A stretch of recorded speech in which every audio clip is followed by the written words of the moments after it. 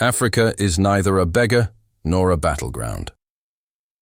Those words, sharp and unapologetic, echoed through the hall of the United Nations General Assembly. The speaker, Ibrahim Traoré, the young fiery leader of Burkina Faso. In that instant, the room went silent. Some diplomats looked shocked. Others scribbled furiously into their notes.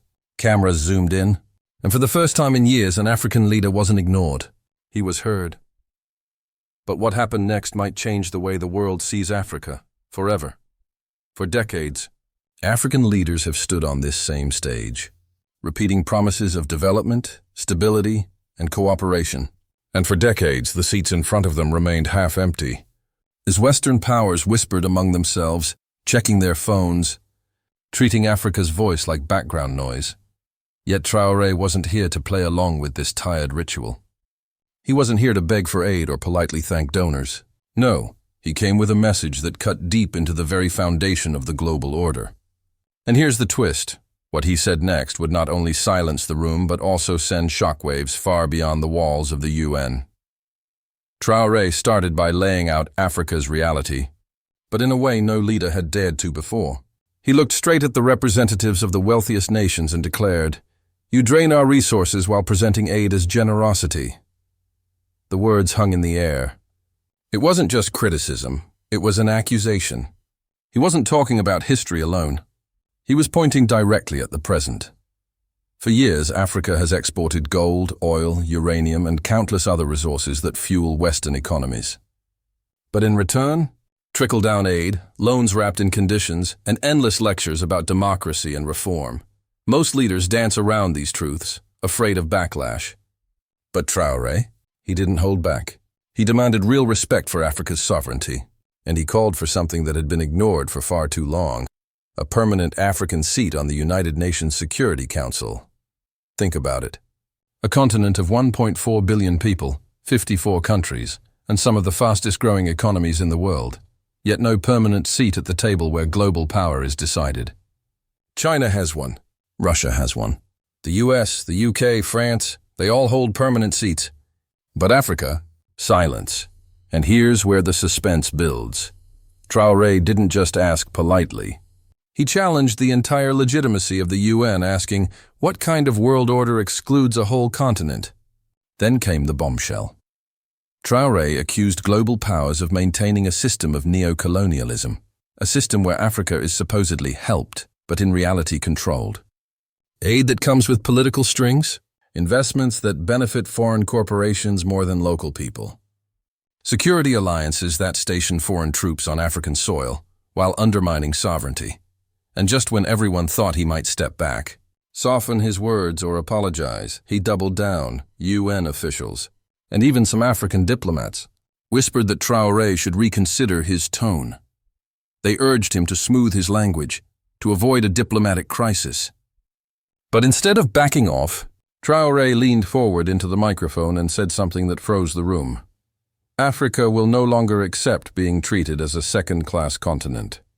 He then announced that Burkina Faso, under his leadership, would refuse to participate in future UN assemblies until real reforms were made.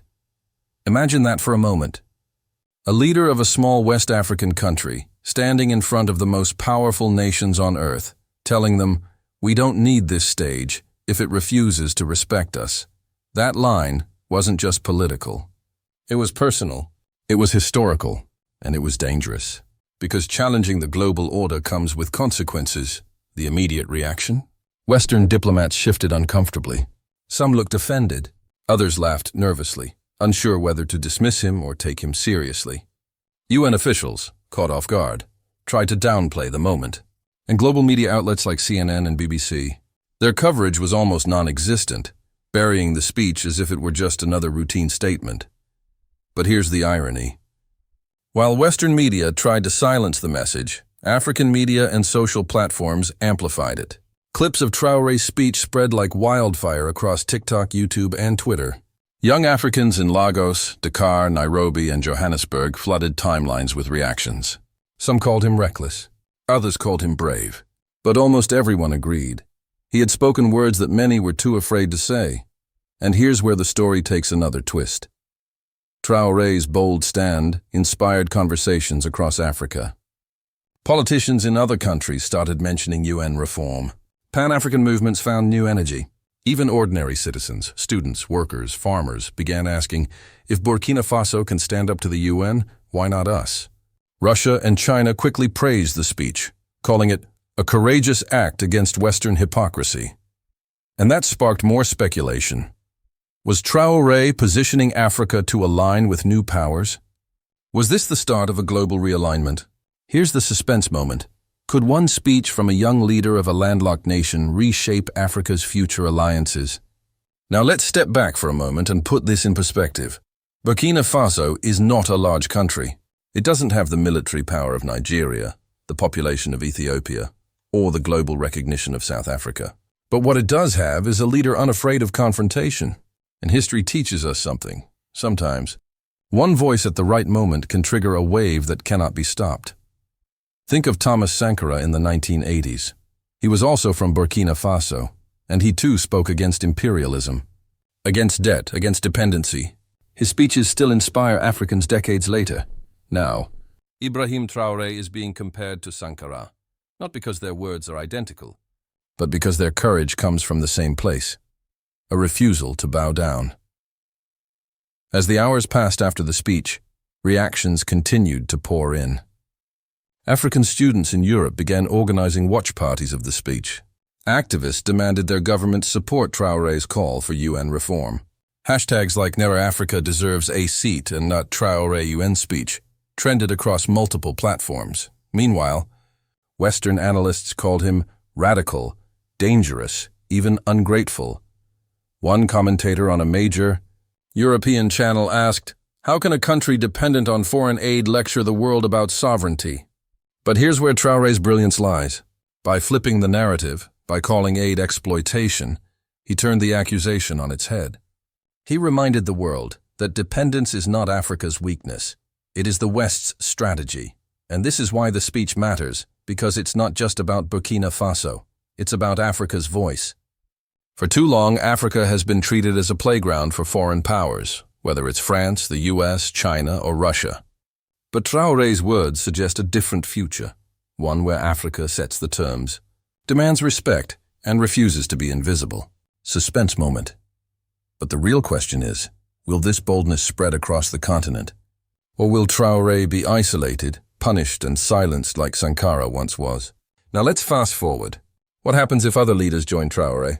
Imagine Nigeria, South Africa, Kenya, Ghana, all standing together at the UN, refusing to participate until Africa gets a permanent seat. Imagine the pressure that would put on the global system. Imagine the headlines. Imagine the unstoppable force of over 1 billion people saying, "We demand respect." Would the UN survive unchanged? Or would the very system collapse under the weight of its hypocrisy? And here's where I turn the question to you. Do you believe Traoré is paving the way for Africa's transformation on the global stage? Or do you think he's taking a dangerous risk that could backfire on Burkina Faso? Drop your thoughts in the comments. I want to hear your voice. Because in the end, this conversation is bigger than one leader. It's about Africa's place in the 21st century. As the video closes, let me leave you with this. History rarely changes in silence.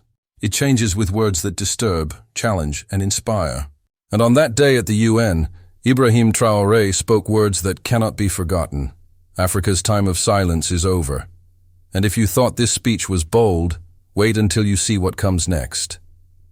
Don't miss our next video on how Traoré's alliance of Sahel states is changing West Africa forever. Subscribe, hit the bell, and join this journey as Africa's rising leaders reshape the world.